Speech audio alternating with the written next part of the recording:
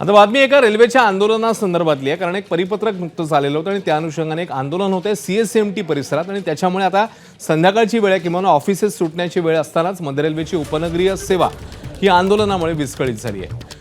मध्य रेल्वे प्रशासनाने नुकतेच जारी केलेल्या रेल्वे सुरक्षा परिपत्रकाच्या निषेधार्थ ट्रेन व्यवस्थापकांनी म्हणजेच गार्ड्स आणि मोटरमननी वर्क टू रूल आंदोलन केले।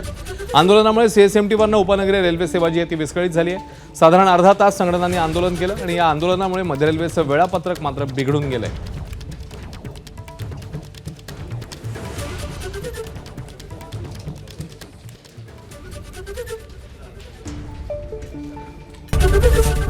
एबीपी माझा, उघडा डोळे बघा नीट।